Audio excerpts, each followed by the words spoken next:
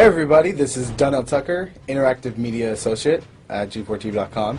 I'm here with Chris Monfett, Senior Previews Editor. Had a blast playing a little Call of Duty last night. Yeah, we did. It had live music, hot women, and I think there was a game, Call of Duty?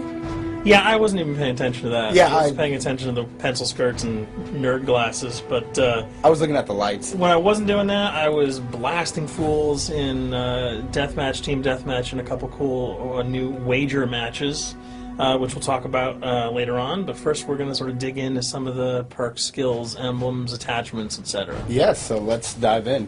So right here, we see that we have the first set of perks one. They're pretty traditional from the old gun. Yeah, old there's games. not much here in the perks that's new, which is actually kind of good when you consider the fact that there's so much else going on in the game with the wager matches, the new Call of Duty points, the way that you can spend your experience, the attachments, the kill streaks, that you don't have to focus on sort of learning a whole new set of skills. There's tons more new stuff that you can dig your teeth into later on. So you'll see here, he's just kind of scrolling through a lot of sort of familiars.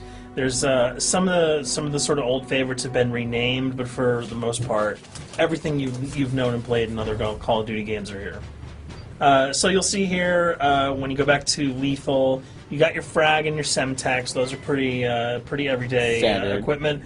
But we've also got Tomahawk, which is sort of totally new. It's sort of like a next-gen version of the knife. It's throwable, super fast to use, and it can take a dude out in one hit if you get him in the right spots. And to use it, I believe you use the right bumper. Yep. All offensive weapons are mapped to the right bumper, and strategic weapons are now mapped to the left bumper. Okay. And pretty much the only time I used it was in Sticks and Stones in the wager match. Yeah, there's a great new wager match called Sticks and Stones, which sort of equips you with 2 weapons and a tomahawk. When you kill with the weapons, you get points. When you kill someone with a tomahawk, you basically bankrupt all their wealth. So it's really good for strategizing your way through those levels. So you'll see here, Wily Pete, Nova Gash, Flashbang, Concussion, all those are pretty standard until you get to Decoy. Decoy is I think it's going to really open up some strategy here. Essentially, you can throw out a decoy, and it's going to sort of fake your opponents into thinking that there's gunplay going on somewhere in the map. So if you sort of want to redirect where these guys are going, sort of turn them around, have them come to you so that you can do an ambush, you just sort of lob your decoy over. They're not going to want to run in a gunfire. They'll turn around, hopefully right into your muzzle. That's something I probably want to try out a couple of times. See if they actually go with the bait. Yeah, people just run. It'll really sort of test how reactive people are to running into firefights, because some people are just super aggressive and they're going to run towards those red dots rather than away from them. And it'll really sort of test your ability to be strategic about when and where you use them. Now here's something new. It's called the camera spike. Ah, yes. It's sort of super useful. I used this a bunch yesterday. You plant it down, and it basically takes over your mini-map with a sort of picture-in-picture window of wherever you planted your camera. So if you want to know if people are running through a certain alleyway, coming around a corner, if you're hiding somewhere and you just want to cover your back, you can plant a camera right behind you. It's a really kind of good way, especially if you're a sniper and you're in a position that you can get sort of snuck up on or sneaked up on. You can put that camera down and sort of cover your ass. Yeah. I was also using it for home videos. Because, I don't know, for some reason, I was just like, hey, there's me, let me say something to the Call camera. of Duty night vision action going exactly. on. Yeah. And the C4, the tactical insertion, those are things that you'll have remembered from other games. What we got here, though, is the motion sensor, which kind of acts like a little mini UAV, so you can toss that out and it'll give you a small radius just to sort of see if there are people coming. Super useful if you're hiding, say, behind a corner, beneath a windowsill, and you want to know if someone's sort of on their way so that you can just ride up and blast them. Throw that out, the red dot appears, you know you got a kill in your sights. So now we're on to kill streaks. There's some really cool new kill streaks here, this one being the RCXD. If you were ever into remote control cars, and believe me, I was, these are remote control cars with C4 on them. Nice little add-on to that. Right, which I did not have that when I was a kid. I did not have that either with a kid. They didn't sell it in stores. They would not let me have that, but now in Black Ops, you can guide this in sort of a first-person perspective. It's actually super easy to use. You'd think it would kind of just be running all over the place, but you can brake, reverse, go back, go forward, and you can choose to detonate it whenever you want. So it's not like if you accidentally run into a wall, it's going to explode. But if you see one of those coming your way, if you've got a machine gun, just start spraying bullets. Hopefully you can detonate it before it hits you. So you suggest not people to run, because that thing will catch up. Yeah, that thing's really fast, and it goes upstairs. It's really easy to navigate with. So if that thing So it's like shoot, and if you miss... Yeah, if it's after you, you're dead unless you can blow it up. Counter spy plane, that's basically a revamped version of the UAV. That's nothing new. This, however, the SAM turret... SAM turret, which I like really much, because it destroys... practically not every aircraft in there. I think Blackbird can't be destroyed. Yeah, there are some things that you can't blow up, but care packages, chopper gunners, that's going to really help out. It's it's basically for people who didn't want to run around with their rocket launcher and try to take down choppers. You can sort of plant that in hopefully like a high position that has good angles on the sky, and hopefully it'll take out some of the things that are blowing you and your friends away. Now you'll see care package, napalm strike, sentry gun, mortar team. Those are all things you're pretty familiar with until we get down to Valkyrie rockets. These are remote-controlled rockets, a little bit kind of like the RCXD. These are a little bit more sensitive, though. They're going to do a lot more damage if you can hit your enemies or you throw them into a group of people. But they're fast, you can't put the brakes on them, and if you hit something, those things are going to blow up. Now, are they difficult to maneuver? Are they easy like the RC? They're more difficult to maneuver because they're constantly moving forward, so you can't hit the brakes, you can't redirect, and if you, say, accidentally hit a wall, there's no turning around. That thing is going to explode. So this is one thing.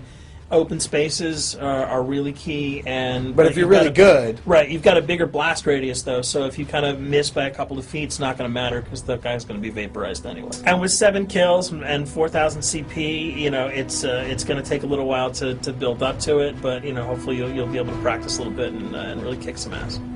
Now this is a Blackbird, which, like I said before, cannot be shot down. Yeah, thank God. But pretty much it shows not only does it show the enemy positions, but also the direction of where they're headed. Yeah, and I think that's a first for the Call of Duty series. This is something that I'm really excited about, if only because every time you kind of see a red dot, you're not sure whether that guy's coming towards you, whether he's coming away from you. If you can sort of process all that information really quickly, it can really help you change up your strategy. Obviously, fans will remember these dogs from Treyarch's last outing with Call of Duty, World at War. There's a huge, fun addition to that game, just gunning down canines in the jungle.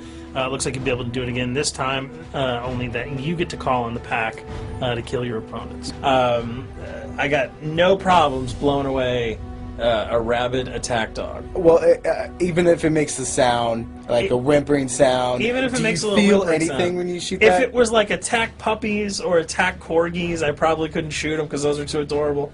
But they probably wouldn't do much damage anyway. Yeah, they're pretty much held dogs, Yeah. so they're all black and vicious. I gotta take it down. Absolutely.